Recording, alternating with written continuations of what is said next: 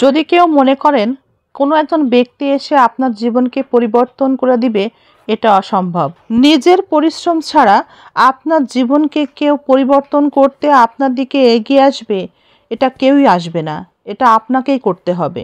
অন্যের উপরে ভরসা করবেন কেউ একজন আপনার জীবনকে পরিবর্তন করে দিতে এগিয়ে আসবে, তাহলে আপনার জীবন থেকে দুঃখ শেষ হবে না। জীবনকে পরিচালনার জন্যে, এই পৃথিবীতে টিকে থাকার জন্যে, 2 টাকা উপার্জন করার জন্যে আপনাকেই পরিশ্রমটা করতে হবে। সে হালাল পথে আপনি যে কাজ করবেন না কেন, পরিশ্রমটা আপনাকেই করতে হবে। 2 টাকা উপার্জন করতে গেলে আপনাকেই শ্রমটা দিতে হবে। কেউ আপনার জীবনের পরিবর্তনের জন্য আপনার দিকে এগিয়ে আসবে না।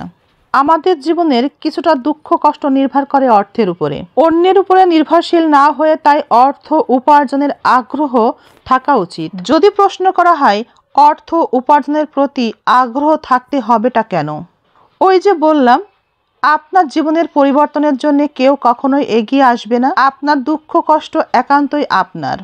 টাকা উপার্জন করতে হবে। জীবনের কিছুটা দুঃখ নির্ভর করে, কষ্ট নির্ভর করে টাকা না থাকার উপরে। টাকা নাই বিধায় কেউ যেন টাকার খুঁটা না দিতে পারে, তার জন্যেও এই টাকা উপার্জনটা এবং পরিশ্রম করাটা অতীব জরুরি। টাকা নাই বিধায় কেউ যেন কোনো রকমের তুচ্ছ তাচ্ছিল্য করতে না পারে। টাকা নাই বিধায় কেউ যেন টাকার খোঁটা না দিতে পারে, কারো উপরে নির্ভর করতে না হয় এই টাকার জন্যে। কোনো একটা নিজের শখ মেটাতে গিয়ে কারো কাছে হাত পাততে না হয় এই টাকার জন্যে। কারো কাছে হাত পাততে না হয়, বলতে না হয় আমাকে কিছু টাকা দেন। তার কাছে যেন শুনতে না হয় কোন কাজে টাকার প্রয়োজন, এভাবে কৈফিয়তটাও দিতে না হয়। নিজের খুব একান্ত ব্যক্তিগত কিছু কাজে যদি টাকা খরচ করা হয়, সেই রিসিপ্টটা যেন কাউকে দেখাতে না হয়। সেই রিসিপ্টটা যেন কাউকে দেখাতে বাধ্য থাকতে না হয়। তাই টাকা উপার্জনের দরকার আছে। এই খাতে এভাবে টাকাগুলো খরচ হয়েছে, এভাবে কোনো কৈফিয়ত দিতে না হয়। যদি কিছু খেতে ইচ্ছা করে, তৎক্ষণাৎ এই যে রেস্টুরেন্টে বসে আমি আছি, এখান থেকে কিছু খেয়ে নিব, বাচ্চা কাচ্চা নিয়ে আসব, নিজের পকেট থেকে অর্থগুলো খরচ করব, নিজের খাইতে ইচ্ছা করলে চলে আসব। এভাবে যেন নিজের পকেট থেকে টাকা বের করেই খরচ করা সম্ভব হয়। কারো কাছে হাত পেতে বলতে না হয় আমি এখন আমার ছেলে মেয়েদেরকে নিয়ে রেস্টুরেন্টে যাব খেতে, কিংবা আমি নিজে 1 কাপ কফি খাবো, আমাকে একটু নিয়ে চলো সাথে। এবং অপর দিক থেকে শুনতে না হয় যে এখন না তখন, কিংবা এখন টাকা দিতে পারছি না, কিংবা টাকা কি হবে, কি কাজে লাগবে, ইত্যাদি ইত্যাদি এত কথা শুনতে না হয়। হালাল পথে যদি আমরা টাকা উপার্জন করি এবং হালাল পথেই খরচ করি, তবে সেক্ষেত্রে আল্লাহর কোনো বাধা নেই। তাছাড়া কারোর কাছে হাত পেতে বারবার টাকা চাইতে গেলেও একটা লজ্জার ব্যাপার হয়, কিংবা মনে হতে পারে যে সেই মানুষটি আমার উপর বিরক্ত হচ্ছে, আমি তার উপরে নির্ভরশীল হয়ে উঠছি, কিংবা সে ভাবতে পারে তার উপরে আমি পুরাটাই নির্ভরশীল। এমন ভাবনা থেকে অনেক সময় তুচ্ছ তাচ্ছিল্যের মতো ব্যবহার আসতে পারে, কিংবা মানুষটি অন্যের উপরে সম্পূর্ণ নির্ভরশীল এই কথা ভেবেই সেই মানুষটিকে অবহেলাও করতে পারে। তুচ্ছ তাচ্ছিল্য, অন্যের কাছ থেকে অবহেলা, সস্তা ইত্যাদি শব্দগুলো থেকে নিজেকে মুক্ত রাখতে টাকা উপার্জনের দরকার আছে। নিজের কোনো কিছু খেতে ইচ্ছা করলে, কোনো শখ পূরণ করতে ইচ্ছা করলে নিজের পকেট থেকে টাকা বের করে যেন সাথে সাথে সেই কাজটা করতে পারি। ঘর সংসারের কিছু প্রয়োজনীয় বিষয়ের স্বপ্ন থাকে, ইচ্ছা থাকে, শখ থাকে, সেগুলো পূরণ করতে চাইলেও টাকার প্রয়োজন আছে। যার শখ তার কাছে। একজনের শখের গুরুত্ব অন্য কারো কাছে নাও থাকতে পারে, তাই শখ পূরণে অন্য কেউ এগিয়ে আসবে না, এটাই স্বাভাবিক। ছাত্র জীবনেও অনেক ছেলে মেয়েদেরকে শোনা লাগে বাবা মায়ের কাছে, তোদের পিছনে অহেতুক টাকা খরচ করে ফেললাম, এত টাকা খরচ করে কী বা হলো, এত পরিশ্রমের টাকা শুধু শুধু তোদের পিছনে খরচ করে ফেললাম, এত যে টাকা পয়সা খরচ করে যাচ্ছি কি লাভ হবে, কোনো লাভ নাই, শুধু শুধু কিচ্ছু করতে পারবি না তো জীবনে।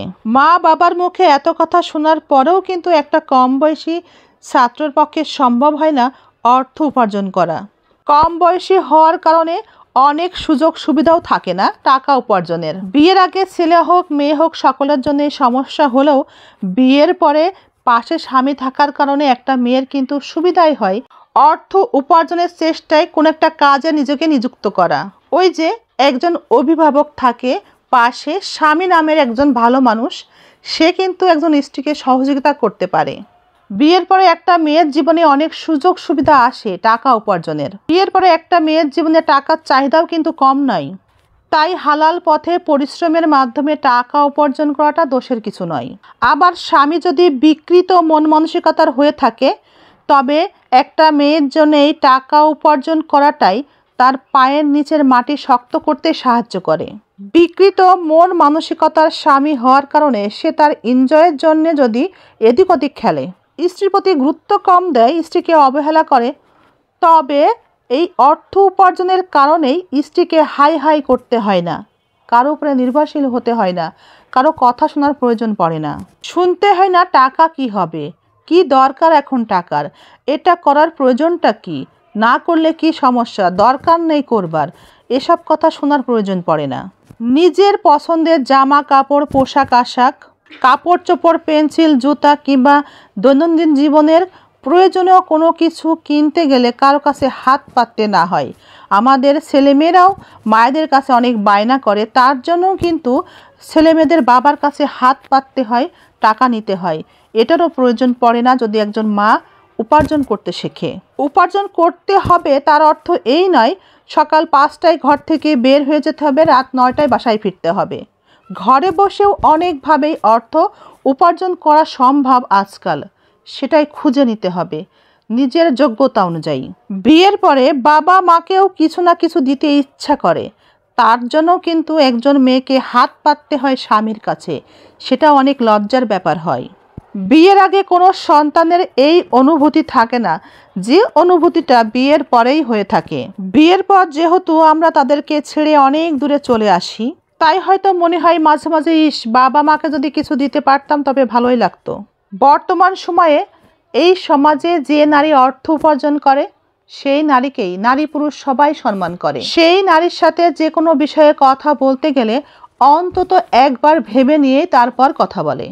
সংসারের পাশাপাশি সংসারের দায়িত্ব কর্তব্য ঠিকঠাক মতো পালন করে, সন্তানের দায়িত্ব পালন করে, পাশাপাশি ঘরে বসে কিছু যদি করা সম্ভব হয় তবে সেটাই করা উচিত।